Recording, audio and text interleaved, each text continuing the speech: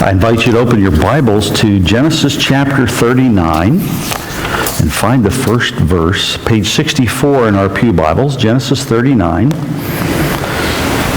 We'll read from verse 1. There was an international flight that took place over mealtime, and the attendant came down the road and said to one gentleman, "Would you like dinner?" And he said, "Well, what are my choices?"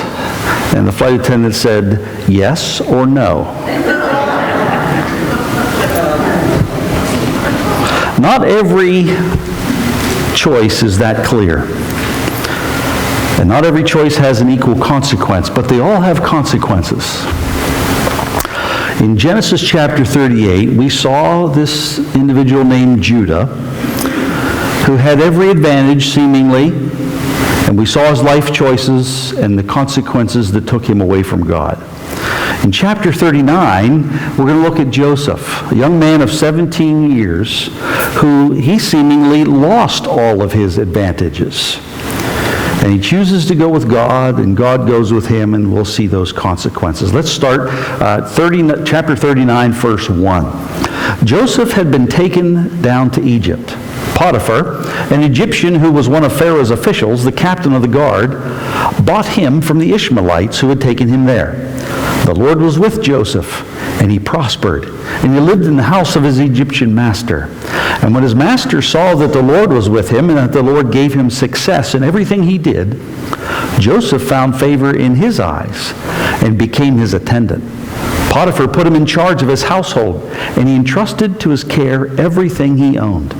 And from the time he put him in charge of his household and of all that he owned, the Lord blessed the household of the Egyptian because of Joseph. The blessing of the Lord was on everything Potiphar had, both in the house and in the field. And so he left in Joseph's care everything he had. With Joseph in charge, he did not concern himself with anything except the food that he ate. Here is this 17-year-old young man. He has already been sold twice, right? He's been trafficked twice. He has been exported out of the land of Israel to Egypt.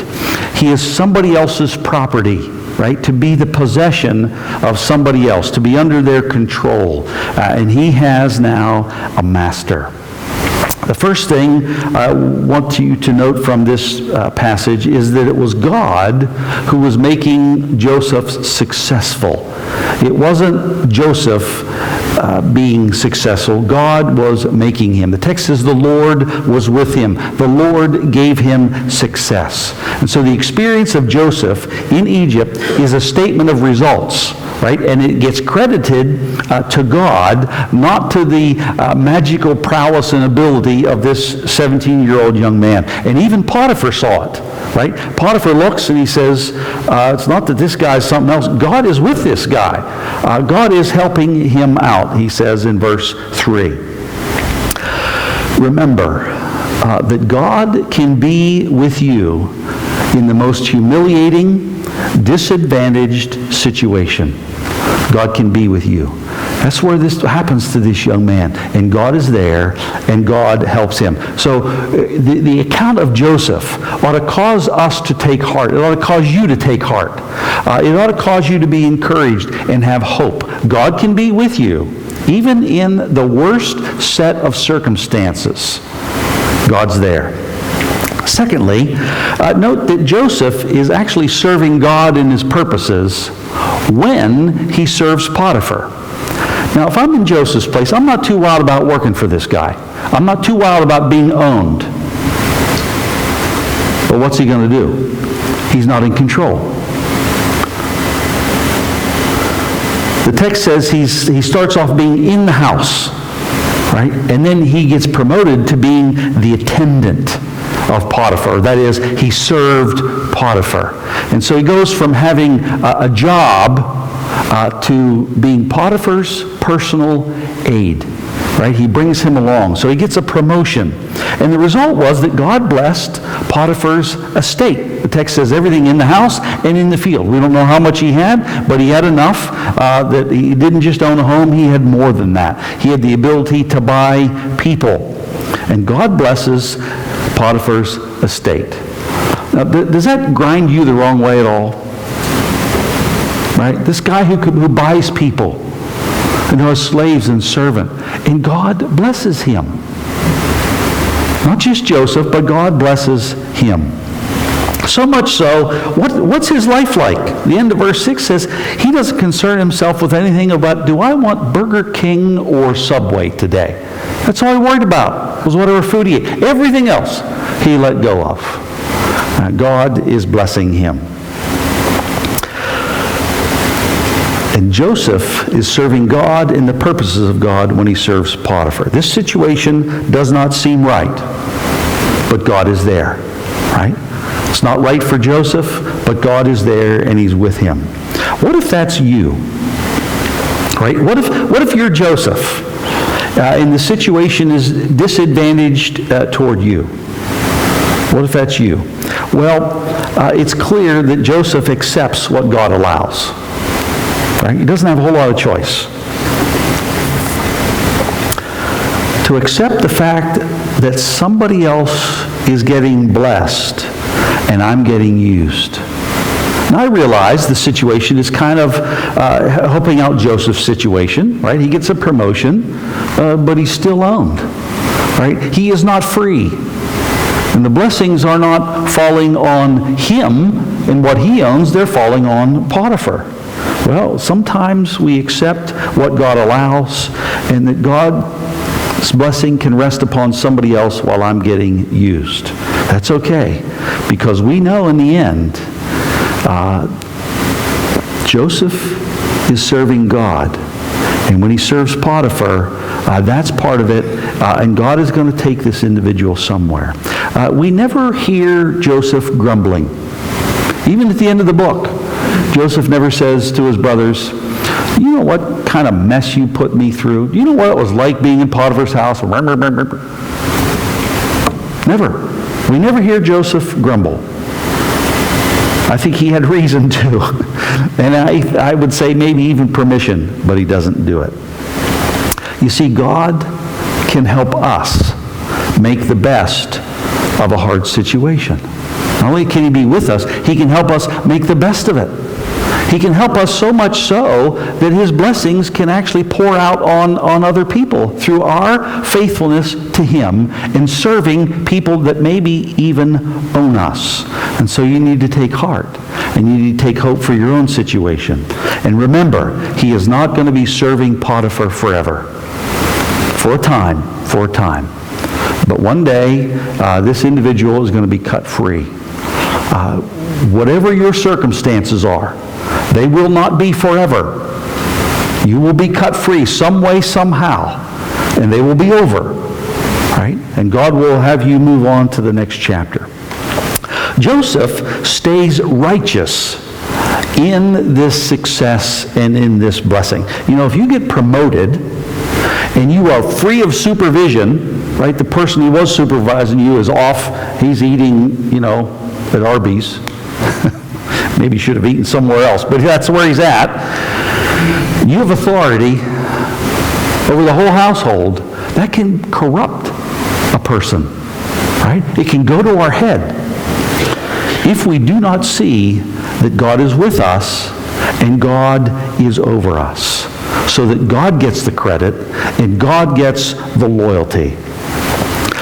That's what happens with Joseph. He stays righteous in the success. Success or humiliation, either one of those extremes, great success or great humiliation, neither of those are permissions, or neither of those free us from our allegiance to God and his word. It's not like success puts us in a category where we don't have to worry about righteousness anymore, or we're so humiliated, so impoverished, so put down that paying attention to God and his word doesn't matter. Neither of those extremes or anything in the middle frees us from our allegiance to God and being righteous. How is Joseph righteous? Well, let's read on the rest of the text. Starting with the second half of verse 6. It says, "Now Joseph was well built and handsome. And after a while, his master's wife took notice of Joseph and said, 'Come to bed with me.' But he refused. With me in charge, he told her, my master does not concern himself with anything in the house. Everything he owns, he's entrusted to my care. No one is greater in this house than I am. My master has withheld nothing from me except you, because you are his wife. How then could I do such a wicked thing and sin against God? And though she spoke to Joseph day after day, he refused to go to bed with her or even be with her. One day, he went into the house to attend to his duties, and none of the household servants was inside. She caught him by his cloak and said, come to bed with me. But he left his cloak in her hand, and he ran out of the house. And when she saw that he left his cloak in her hand and ran out of the house, she called her household servants. Look, she said to them, this Hebrew has been brought to us to make sport of us. He came in here to sleep with me, but I screamed. And when he heard me scream for help, he left his cloak beside me and ran out of the house. She kept his cloak beside her until his master came home. And she told him this story. That Hebrew slave you brought us came to me to make sport of me. But as soon as I screamed for help, he left his cloak beside me and ran out of the house. And when his master heard the story, his wife told him, saying, this is how your slave treated me. He burned with anger. Joseph's master took him, put him in prison, the place where the king's prisoners were confined.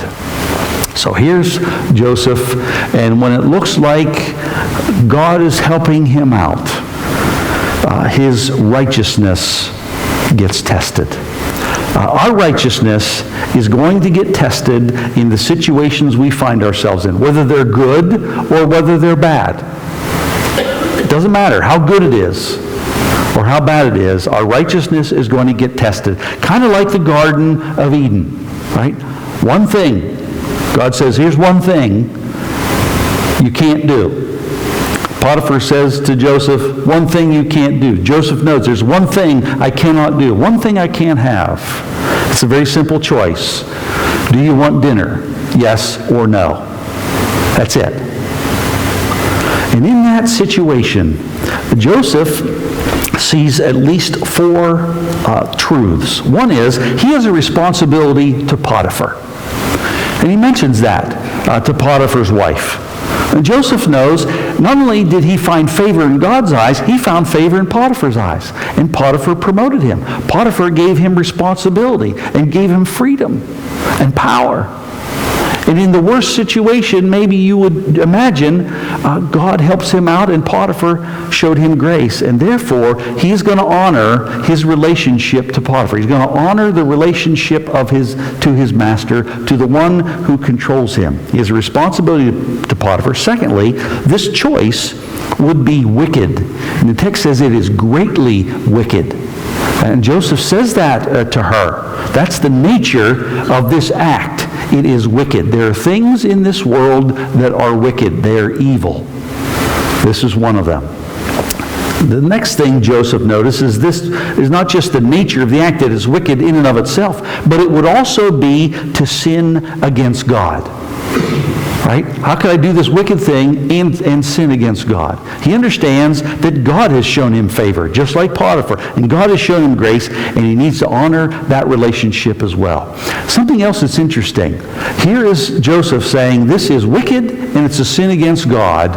Where did he get that idea? He didn't get it from the Old Testament law, because the Old Testament law hasn't been written yet. Right? So there is built into our world, built into the human heart, this idea that there is a God, and there are things that are wicked, and they're evil, and there are things that are righteous, that there's such a thing as a God, and there's such a thing as a sin against God. And that is embedded in a 17-year-old young man before the law of God was ever written and ever given to Moses to give to Israel. And here it is. And there's no reply from her, no, it isn't. Who says? No, nope. This is the way it is. It is universally recognized that this is a wicked act and it is sinful. The next thing he does, or he notices, or he sees, or he employs, is he stays away from her. Right? He stays away from her. When you can't physically relocate, create some distance. Right? He can't depart, so he creates some distance. He just refuses to be around her. I wonder, what did anybody else there say about him? You ever notice? When Potiphar's wife comes around, Joseph leaves. What's his problem? Right? Is he not social? Is he not friendly? Is he not... You may be misunderstood for the distance you put between yourself and a situation, or yourself and another person, but who cares? Right?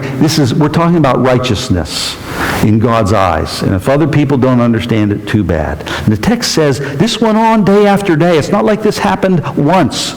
Joseph is living under this kind of situation and pressure day after day. It is unrelenting. She keeps going on about it, and he keeps being faithful to his responsibility to Potiphar, to God, the nature of this choice, and what it means. Every day he refuses. Every day he refuses. If you get tired of the monotony of refusing, if you get tired of the monotony of saying no, if you get tired of the pressure, you need to remember Joseph. He's young. He's been sold twice. He is somebody else's property. And every day the guy says, no, no, no, no. I won't do it. I won't do it. I won't do it. Day after day, Joseph is a witness in Egypt to what righteousness is. He is a witness in Egypt to Potiphar, to Potiphar's wife, and to everybody else there about what is a righteous standard and what does it mean to know and love and follow God. His righteousness is being lived out in front of people, in front of God. Don't miss that. There is light in Egypt.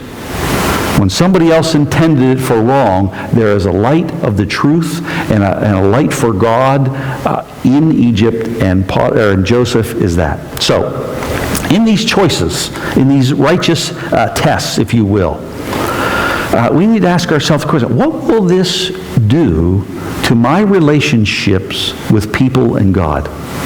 Right? And so here comes this test of right. Here comes this choice.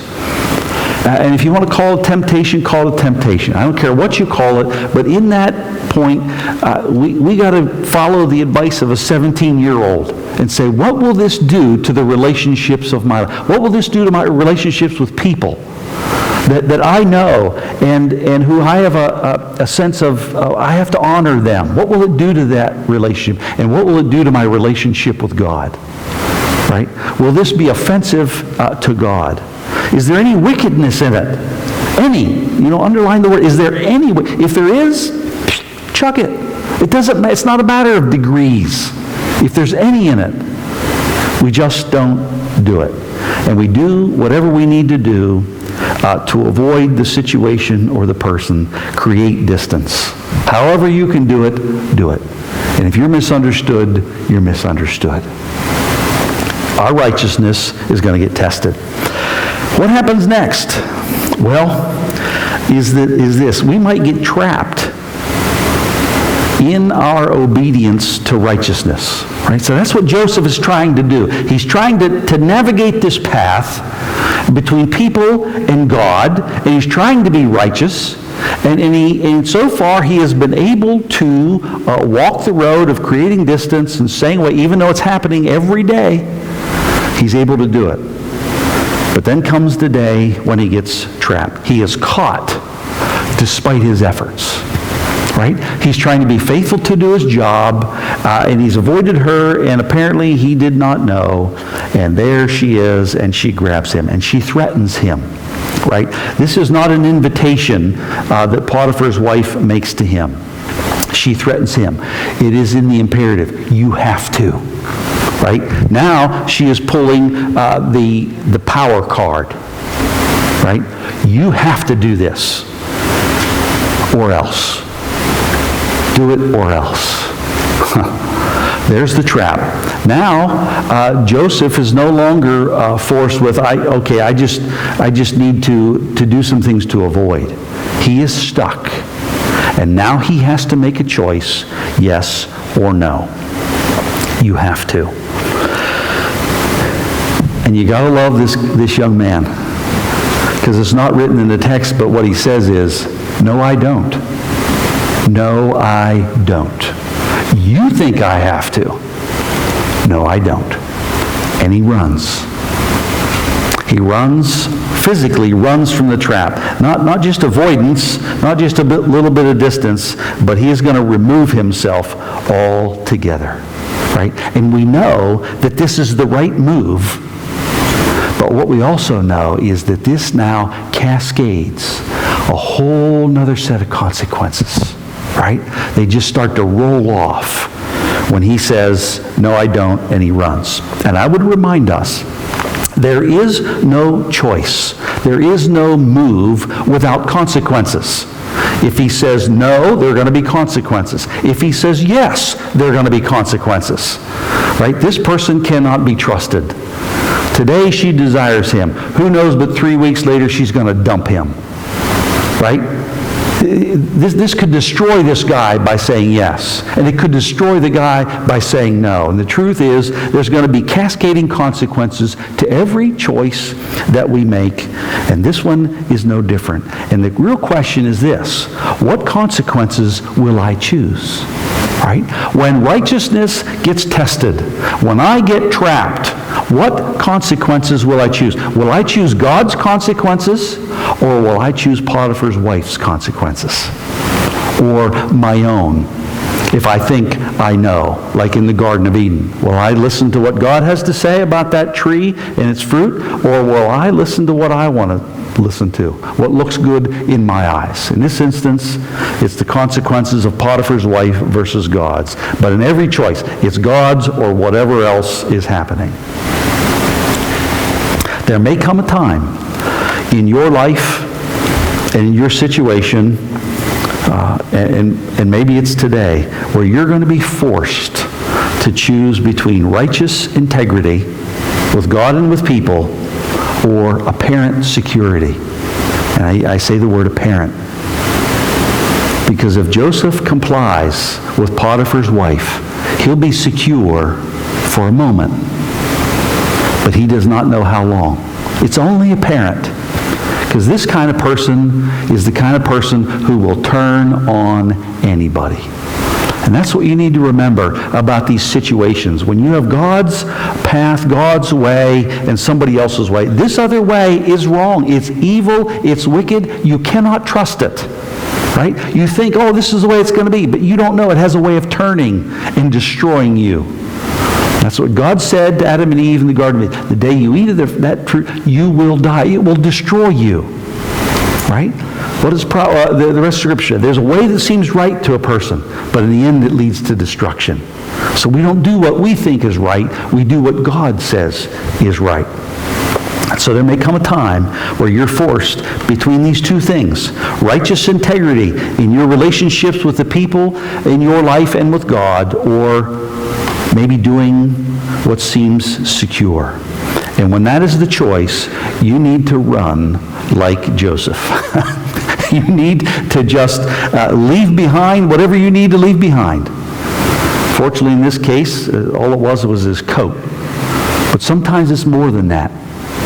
Right? Sometimes it's income. Run. Run like Joseph. Run like Jesus away from the crowd. You know, the time where they want to make Jesus king, he slips away. There's a couple of occasions where Jesus extricates himself and gets away. And there are times there is no other solution when you are trapped. But notice what happens next. When we reject what is evil, when we reject evil people, when we reject an evil system, we might suffer for righteousness' sake. We might suffer because of the truth. We might suffer because we have been holy and faithful to God. And this young man winds up in jail. Just doesn't seem right, does it? He's been falsely accused.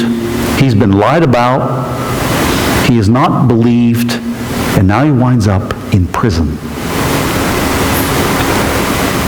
Everything about this, the stages of this account, they just seem like, really?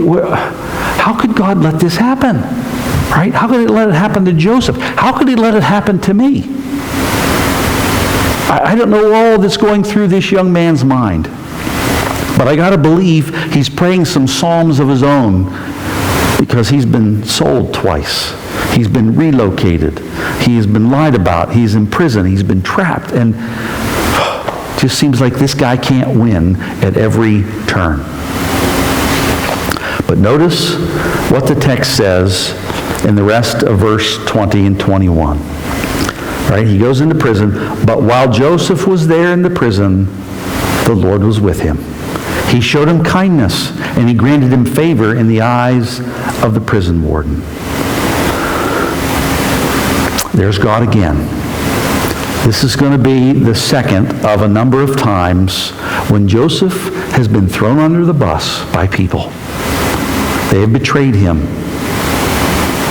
and ruined him and lied about him. But there's God.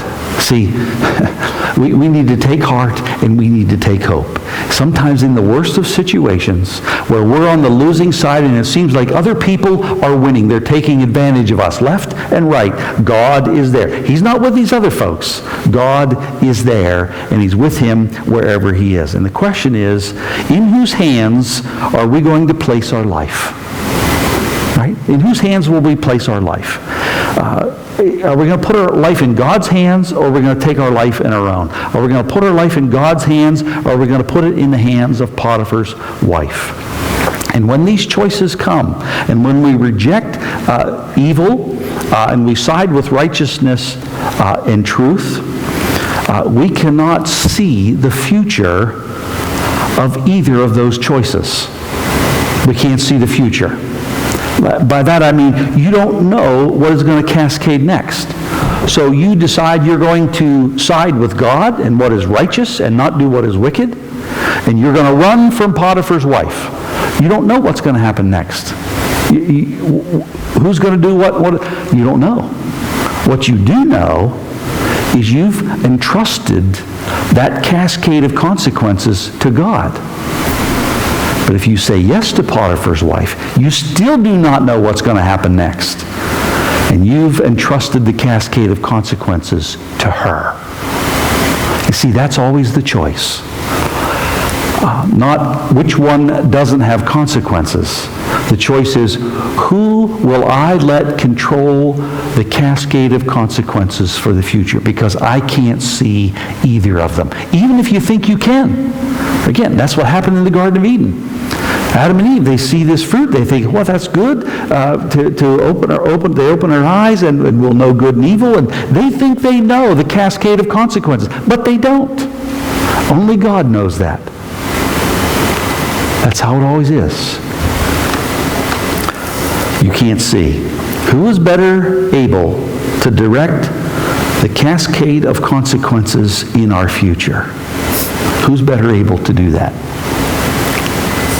So, where do we wind up here when this young man winds up in prison? What do we take away from all this? The first thing is we need to learn these lessons. We need to look. This is a real person, a real life situation. We need to learn these lessons, and we need to see them before the trap.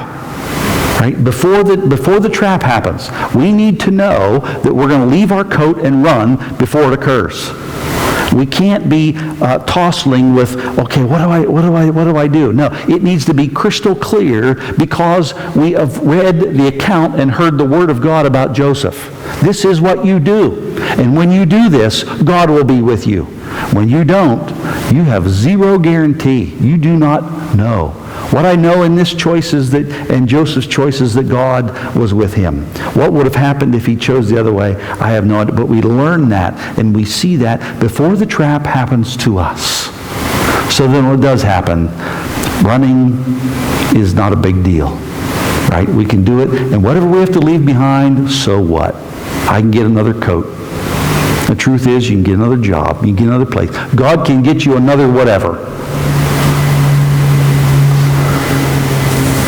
Secondly, maybe you're the one facing the choice today. Maybe you read through this and you go, man, that's me. I'm in between righteousness and integrity and Potiphar's wife, or whoever that is, or whatever that is. And you're wrestling with it. And it might be seemingly pretty convenient to take advantage of an opportunity, and it looks tempting, and it looks good, and you might think it has a promise of security, but it's going to cause you to compromise your relationship with God and your relationship with somebody else. I'm here to tell you, this isn't worth it. It never has been, and it never will be. When the choice is yes to God's way or no, that choice of no has never worked out well for anybody. The Bible is the record of it. You could actually interpret the Bible as the cascade of consequences when we don't listen to God. That's what it is. It just keeps unfolding the whole way through the Scriptures. And the reverse is true. There's another cascade of consequences when we do choose God, and those end well. Joseph's is going to end well. Not for a while. He's got years ahead of him. And that may be you. You may be sacrificing years of what you think are security for a temporary gain. And when you sacrifice those and go with God's way, you've got the long-range hand of God upon your life and upon your future. And He's already told us how that ends, right? He's already told us. We die, and we go to be with the Lord, or we live until the coming of the Lord, and then we're caught up with them when they're resurrected. That's the way it ends. And we're with the Lord forever. That's the way it will end, God's way. How's it end the other way? Not so good. Not so good. So, there is only one way. If you're facing this kind of choice, there is only one way God will be with you. It's when you say, no, I can't violate my relationships with people. I cannot violate my relationship with God. I can't do what is wicked and sin against Him. It doesn't matter how attractive it is, or how convenient it is, or what it might spare me from. I cannot do it. That's the only way God will be with you. And you need to take heart, and you need to take courage, and you need to take hope, and go that way with God. Surrender it to Him, because you don't know either path. You don't know what's going to happen. In the short term, you don't know all the details. You know in the end where one road leads you, and that's forever with God. Let's pray.